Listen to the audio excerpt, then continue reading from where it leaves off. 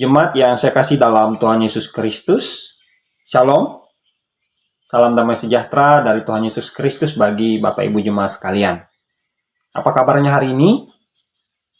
Saya harap jemaat sekalian tetap sehat dan penuh semangat, dan tentunya dalam iman kepada Tuhan Yesus Kristus.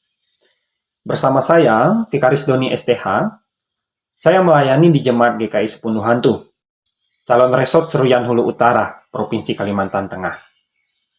Kita bersatu hati di dalam doa. Kita berdoa.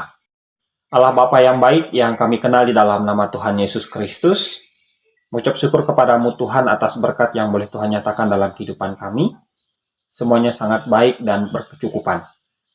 Begitu pula pada saat ini Tuhan, kami boleh bersama-sama untuk merenungkan kebenaran firman Tuhan. Pimpin kami dengan kuat kuasa Roh Kudus, sehingga kami dapat memahami apa yang menjadi kehendak Tuhan untuk kami lakukan. Terpujilah namamu Tuhan Yesus Kristus, kami berdoa dan mengucap syukur. Amin. Dasar renungan kita hari ini terdapat dalam Injil Matius pasal yang kelima, ayat yang ke-10. Dengan perikop ucapan bahagia. Injil Matius pasal yang kelima, ayat yang ke-10, berbunyi demikian. Berbahagialah orang yang dianiaya oleh sebab kebenaran, karena merekalah yang empunya kerajaan sorga. Yang berbahagia ialah mereka yang mendengarkan firman Allah dan memeliharanya. Amin.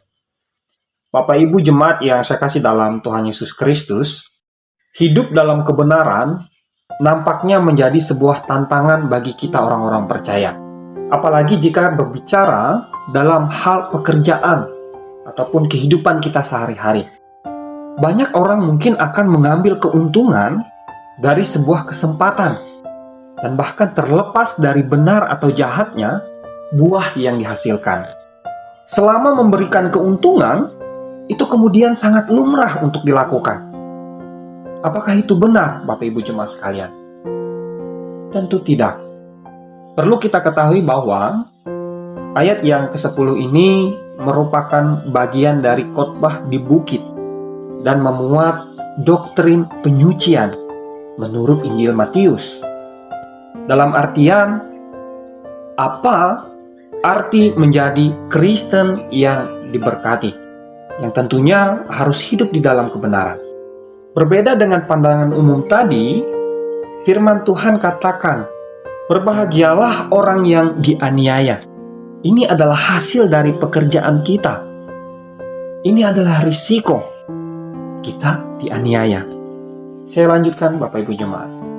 Oleh sebab kebenaran, ini yang kita kerjakan. Lalu kemudian, apa arti menjadi Kristen yang diberkati?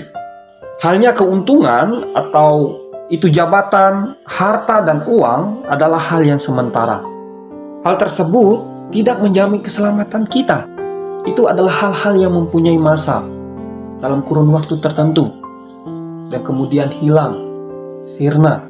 Tetapi jika kita dalam setiap kesempatan senantiasa setia dan hidup dalam kebenaran, maka kita diberkati sebagai orang-orang yang mempunyai kerajaan sorga.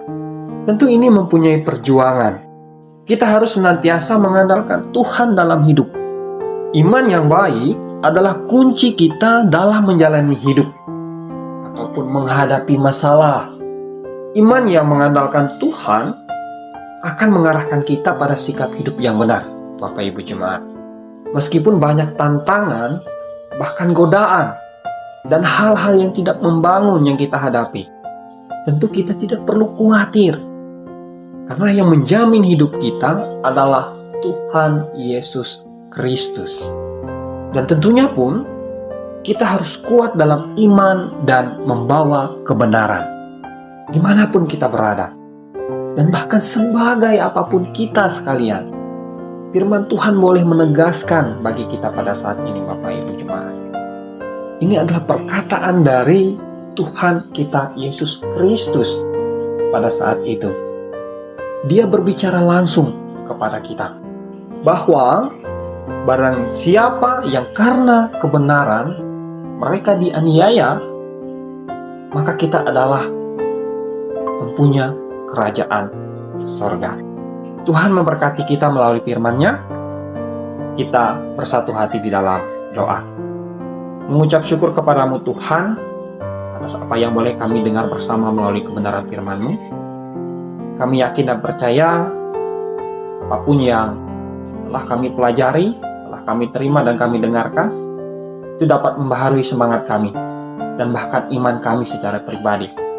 Sehingga pengenalan akan pribadi Tuhan dari kami semakin nyata dan kami semakin takut akan Tuhan. Begitu pula kami boleh mengucap syukur atas setiap berkat daripada Tuhan melalui usaha dan pekerjaan yang boleh kami lakukan. Tuhan tetap setia memberkati apa yang boleh kami usahakan dan cita-citakan. Dan kami boleh menyerahkan setiap pribadi kami ke dalam tangan pengasihan Tuhan, pimpinan Tuhan. Tuhan yang memampukan kami, Tuhan yang menguatkan kami. Begitu pula kami juga boleh mengucapkan terima kasih. Di masa Natal ini boleh semakin belajar dan mempersiapkan diri kami masing-masing. Ini untuk menyambut kelahiran Sang Juru Selamat. Kami yakin dan percaya Tuhan, Engkau memampukan kami, Engkau menguatkan iman kami semua. Di dalam nama Tuhan Yesus Kristus kami berdoa dan mengucap syukur. Amin.